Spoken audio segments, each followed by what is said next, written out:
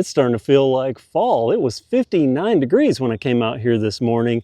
A good fresh start. Hopefully fall has arrived early. Today, a new e-mountain bike has arrived. Well, it's not new. This one's actually a couple of years old, but it's unlike any e-mountain bike I've featured on this channel in that this one, well, it's kind of covert, kind of a stealth e-mountain bike. This is from Trek. This is the Trek Fuel EXe, the Trek Fuel EXe, and that extra E there makes this an e-mountain bike. You can see the display there. There's a motor covertly stuck down in the bottom here, and it's super quiet. So not only does it look like a standard Trek Fuel for the most part, but it's quiet, rides by, you would never know unless you were on it or took a closer look. Now I have a rare opportunity for me because I just don't come across many super expensive bikes, and to me this is super expensive. This thing about 6,500 bucks when it was brand new. I looked up on the Trek website and I think this is a 2024 year model, so still very new. I mean, you could just look over it and see it's still new. Well, this is my buddy Steve-O's bike. He takes really good care of his stuff. He also modifies it.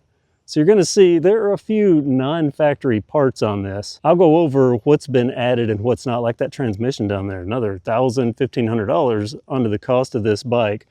But this is a super, super nice example of what is an expensive or an up-level e-mountain bike. Now on my channel, I have Project E. I really like that bike. It's awesome. It has a lot of power. This one is more discreet, but definitely still powerful. I mean, I was chugging up the hill pretty fast with very little effort, but it was still my effort because this is a torque-based mid-drive. They are not cheating. They're just enhancing. And he's about to trade this in on the new Trek that's coming out. So it gave me an opportunity to take a look at it here. And I have 4 pages of cheat sheets to go over. So let's start with the component rundown. I'm gonna go over what's modified, what's factory, and what's just so awesome about this bike. Let's start, like I like to do, up top at the bars. Per my notes, this has Bontrager line handlebars from the factory. These are Race Face Atlas in this kind of bronzy gold color, matches his pedals, which are also Race Face Atlas, and matches the trim color on the Trek bike. Steve-O has a knack for just making things look well and for keeping his stuff nice, which is a trait I appreciate. So 780 the width from the factory. I'm not sure if these are 780 or not. I'll measure them when I get back home, but they probably are. Let's look at the bar complements, starting with another thing he's changed. These are ODI grips. They are lock-ons, very nice and comfortable.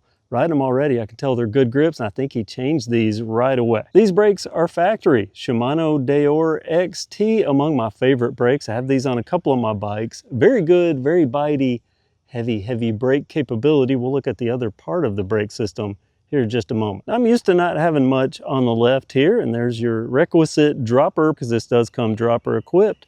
There is the control on the left. That's where you can tell it's an e-mountain bike, because you don't have controls like this on a standard mountain bike. And you can see this control interface. There's nothing else to it. It's very simple. The power button's right down here on the display. Let's move to the other side and we're gonna see the shifter. Now this is something he has added because this has a wireless shifter. Not just any wireless shifter, a very expensive SRAM transmission that he's added on this bike. Affixing these bars to the bike is this Bontrager Elite stem. This is a 35mm diameter stem to fit these bars, and it's 45mm in length, and you can see he's added a quad lock here to the bars that kind of cover up part of the stem. He uses that quad lock quite a bit to help control the functions of this bike because there's an app that can connect. So often I see his phone saddled here on the bars, and oh, what's this? I had to work around the quad lock here, but it says you have to work on Monday, so you need to play on the weekends. And we're already taking a divergence here from the bikes I usually feature on my channel, because, you know, I do budget stuff. Let's talk about moving down to this headset.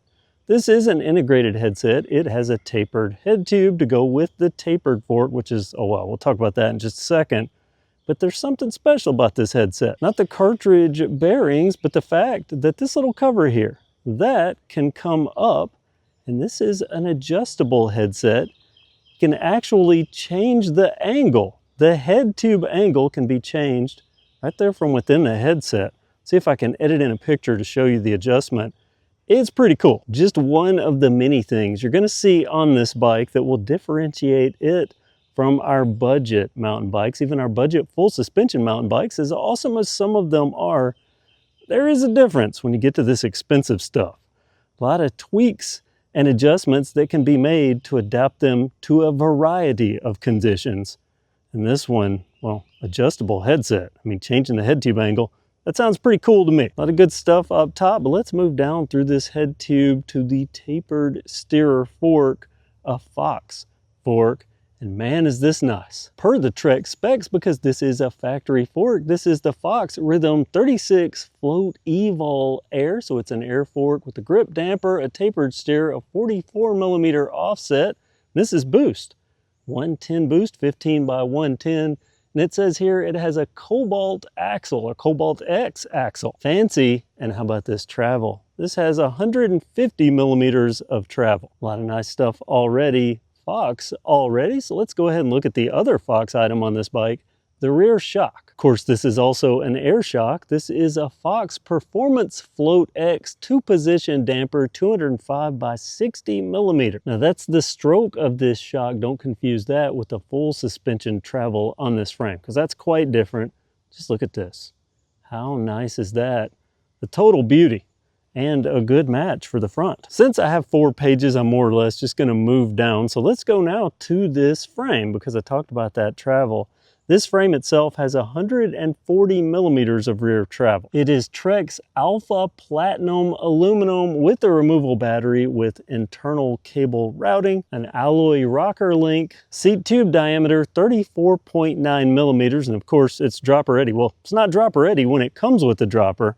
Already seen from that remote there that this is dropper equipped from the factory. So the diameter here, 34.9. Comes factory with this upper chain guide. We'll talk about the chain rings that this can fit in just a moment. But first I want to go with this spacing at the rear. This is boost 148. This also has something fancy that you'll never see on any of the bikes, the budget bikes that I buy. This has ABP automatic brake pivoting. Look it up if you want to learn more about that. It's pretty impressive. And here's something else for you to look up. And just so we're clear, that's 150mm travel up front, a 60mm travel rear shock, but the overall suspension travel at the rear is 140mm.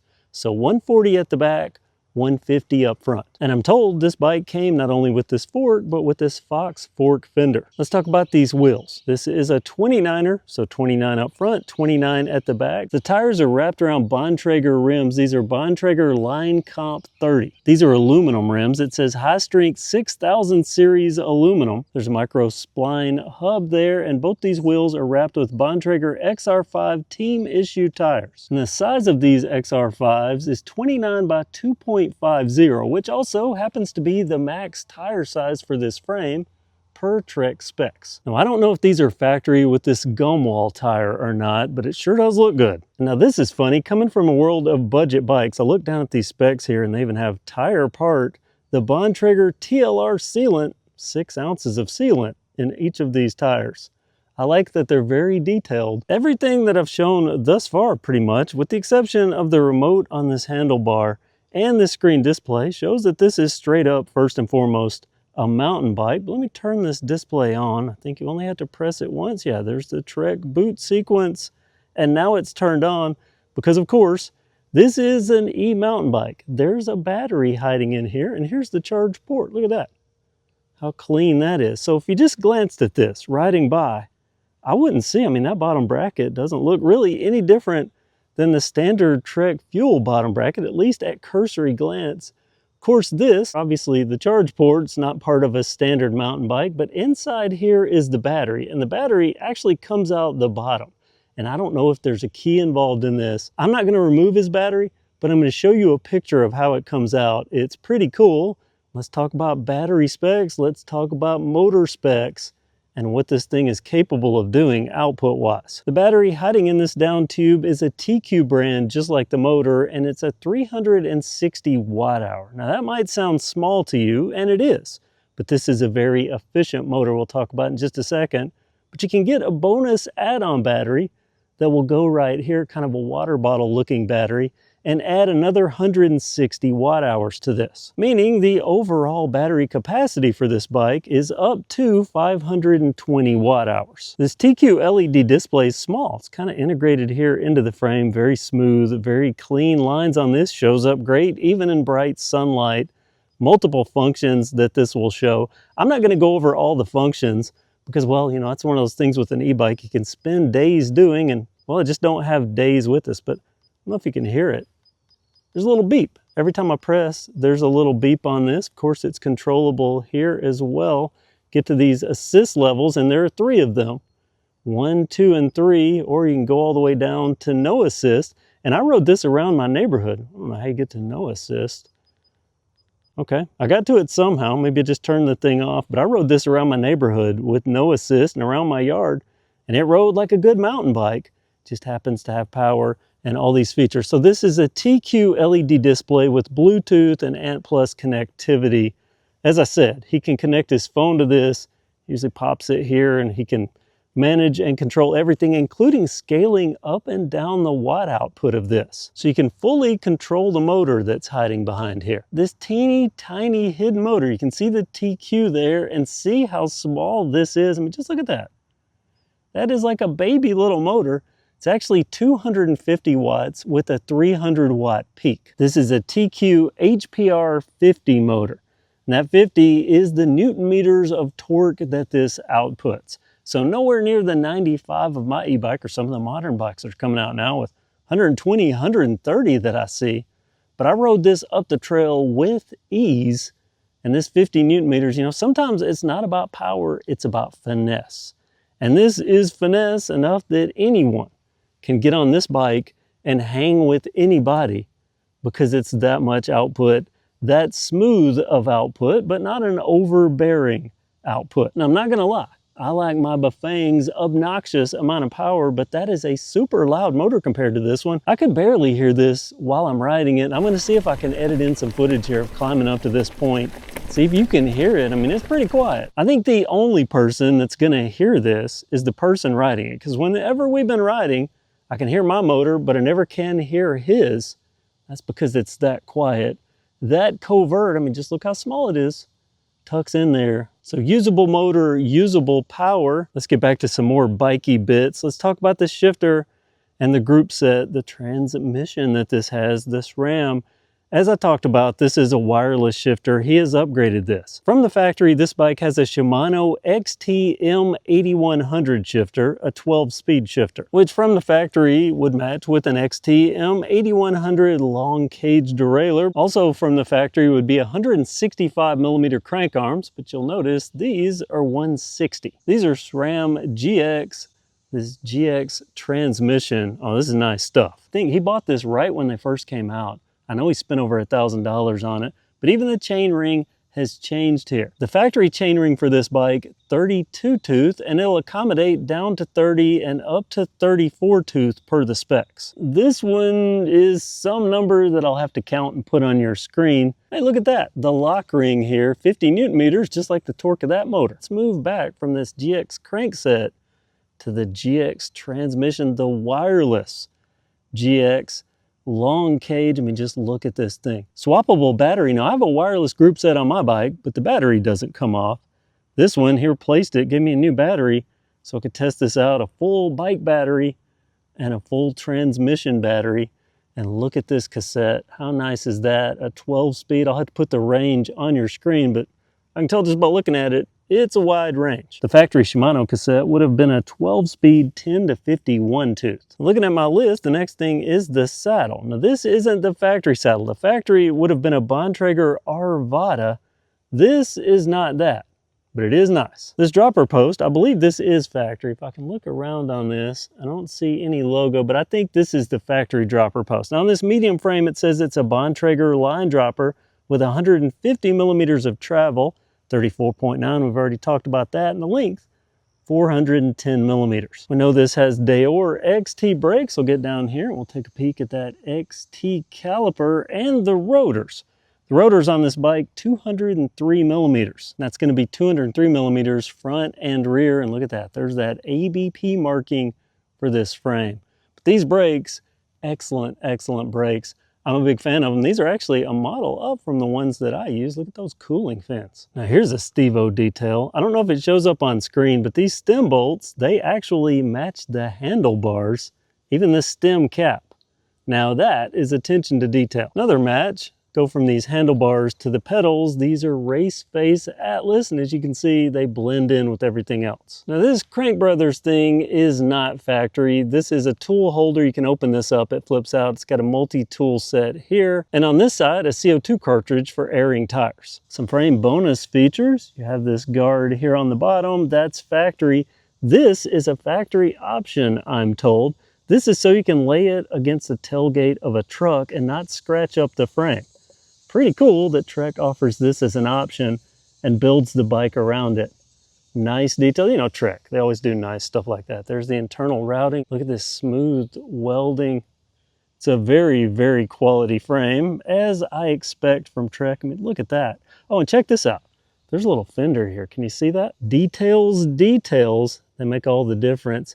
And here's a good look at this motor. You can see now just how small this is with this crank moved over. Very small, but very powerful. It's mini, but mighty, I'm gonna say. And a perfect fit with this frame. Final details include the weight and the weight limit. The weight, 44.71 pounds. I've ridden standard full suspension mountain bikes that weighed that much. This is an e-mountain bike. That's 11 pounds less than my hardtail Project E. And this one last thing surprises me a bit. The weight limit, 300 pounds, rider and cargo. I suspect that has nothing to do with the frame and everything to do with this small motor that's in this, but up to 300 pounds for rider and cargo on an e-mountain bike that, well, I mean, this is full mountain bike that just happens to be an e-mountain bike. And that's your first look, or my first look, that I'm sharing with you of the Trek Fuel EXe. A lot of fun, covertly done. What do you think about this? Comment below.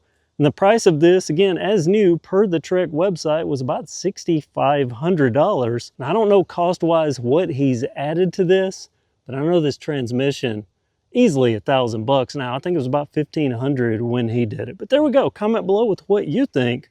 I'm gonna go have some fun on this. While I was videoing, I just noticed somebody texted me and they're out here at the trails. Let's see if I can meet up with them and have some more fun on this bike before I have to give it back, and that's gonna hurt because it's that nice. Let me hear your thoughts, your comments. Thanks for watching, and have a great day.